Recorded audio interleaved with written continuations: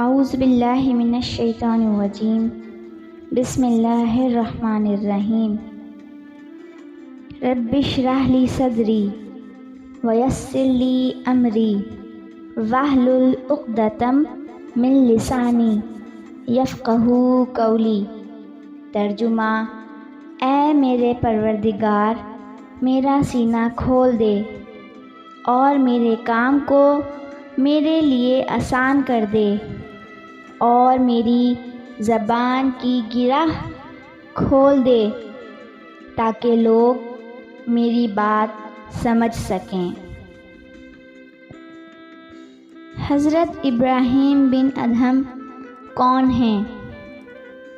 حضرت ابراہیم بن ادہم ایک بہت بڑی سلطنت کے بادشاہ تھے، لیکن ان کے ساتھ دو واقعات ایسے ہوئے کہ جس پر ابراہیم بن ادہم نے بادشاہت چھوڑ کر فقیری اختیار کی، جس پر اللہ تبارک و تعالیٰ نے ان کو ولایت سے سرفراز فرمایا۔ پہلا واقعہ: ایک دن آپ کی کنیز آپ کا نرم گداز بستر صاف کرتے کرتے اس پر سو گئی۔ ابراہیم بن ادہم نے یہ دیکھ کر کنیز کو 2 کوڑے مارے۔ کوڑے لگنے کی وجہ سے کنیز رونے لگی اور روتے روتے ایک دم ہنسنے لگی۔ ابراہیم بن ادہم یہ دیکھ کر حیران ہوئے اور کنیز سے کہا کہ رونے کی وجہ تو سمجھ میں آ گئی، لیکن ہنسنے کی وجہ کیا ہے؟ جس پر کنیز نے کہا کہ رو تو درد کی شدت سے رہی ہوں، لیکن ہنسی یوں آئی کہ 2 منٹ نرم گداز بستر پر سونے سے اللہ نے مجھے 2 کوڑے کی سزا دی۔ جو اتنے عرصے سے نرم گداز بستر پر سو رہا ہے، اس کو کتنے کوڑے لگیں گے؟ یہ سنتے ہی ابراہیم بن ادہم کے ہاتھ سے کوڑا گر گیا اور فوراً کنیز کو آزاد کر کے اس سے معافی مانگی، اور یہ واقعہ آپ کی زندگی میں انقلاب کی ابتدا تھی۔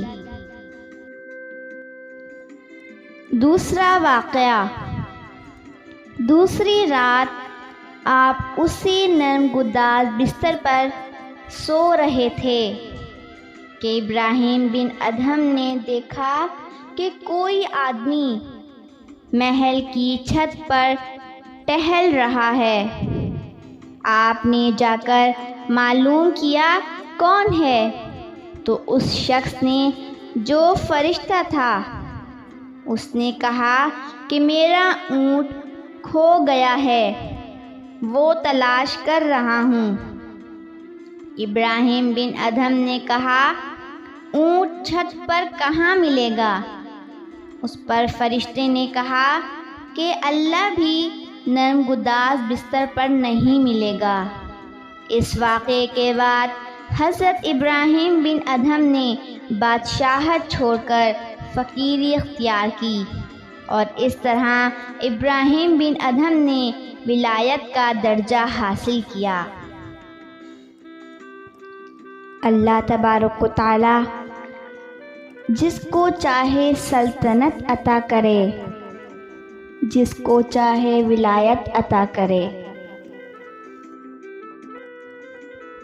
ان واقعات سے ہم یہ سبق حاصل کر سکتے ہیں کہ ابراہیم بن ادہم جس طرح نرم گداز بستر پر بادشاہت کے مزے لے رہے تھے، لیکن جب اللہ تبارک و تعالیٰ نے ان کو ہدایت عطا فرمائی اور اپنی طرف راغب کرنا چاہا، تو اللہ تبارک و تعالیٰ نے ان کے لیے ایسے ایسے راستے نکالے کہ جس کی وجہ سے ان کو اللہ تبارک و تعالیٰ نے ہدایت عطا فرمائی، اور انہوں نے بادشاہت ترک کر کے فقیری اختیار کی، اور اللہ تبارک و تعالیٰ نے اس عظیم الشان ولایت کا درجہ عطا فرما کر ان کا نام رہتی دنیا تک جب تک دنیا قائم ہے ہمیشہ عزت و احترام سے لیا جاتا رہے گا، اس لیے کہ انہوں نے دنیاوی بادشاہت چھوڑ کر اللہ کی فقیری اختیار کی، اللہ کی راہ اپنائی۔ تو اسی طرح جو لوگ راتوں کو نرم گداز بستروں پہ سوتے ہیں اور اگر وہ ایسی رہتے ہیں تو ان کی زندگی صرف سونا اور کھانا ہے، لیکن اصل میں کامیاب وہی لوگ ہیں جو نرم گداز بستروں پہ سونے کے باوجود رات کے کسی پہر اٹھ کر اللہ تبارک و تعالیٰ کی یاد میں مشغول ہو جاتے ہیں، یعنی تہجد کی نماز پڑھنے لگ جاتے ہیں۔ اور جو لوگ رات کو اللہ تبارک و تعالیٰ کی عبادت کرتے ہیں اور اللہ سے ملاقات کرتے ہیں، وہی ملاقات حقیقی ملاقات ہوتی ہے، اس لیے کہ اس دوران میں سوائے اللہ اور اس کے بندے کے کوئی نہیں ہوتا۔ جہاں یہ عاشق اور معشوق موجود ہوں، اللہ اور اللہ کا بندہ موجود ہو، تو صرف اس کے علاوہ کوئی تیسرا شخص موجود نہ ہو، تو اس وقت جو عبادت اور جو دعا قبول ہوتی ہے اس کا مقام کوئی بھی حاصل نہیں کر سکتا۔ وہ وقت بہترین وقت ہوتا ہے جب انسان نرم گداز بستر سے اٹھ کر سردی، گرمی، موسم کی سختیاں سب چیزیں برداشت کر کے اور اللہ کی یاد میں اٹھتا ہے اور تہجد ادا کرتا ہے، تو اللہ تبارک و تعالیٰ کو اس وقت اپنے بندے پہ بہت پیار آتا ہے، اور اللہ تبارک و تعالیٰ اپنے بندے کی براہ راست بات سنتا ہے، کیونکہ اس وقت صرف اللہ اور بندہ ہوتا ہے، کوئی تیسرا شخص نہیں ہوتا۔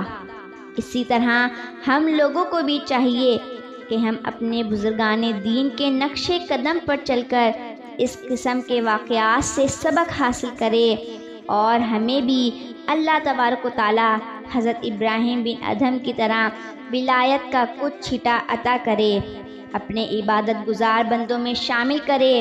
ایسی عبادت کرنے کی توفیق عطا فرما اے اللہ جو تیری بارگاہ میں قبول ہو جائے، ایسا سجدہ کرنے کی توفیق عطا فرما جو تیری بارگاہ میں قبول ہو جائے۔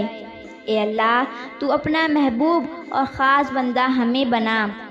اللہ تبارک و تعالیٰ ہمارا یہ واقعہ بیان کرنا اپنی بارگاہ میں قبول فرما، اور حضرت ابراہیم بن ادھم کے نقش قدم پر چلنے کی توفیق عطا فرما، آمین یا رب العالمین۔ آپ سب سے گزارش ہے کہ میرے چینل SMT انسائکلوپیڈیا کو لائک کریں، سبسکرائب کریں اور شیئر کریں۔ بہت جلد ایک نئی ویڈیو کے ساتھ حاضر ہوں گے، تب تک کے لیے اللہ حافظ۔ وآخر دعوانا ان الحمد للہ رب العالمین۔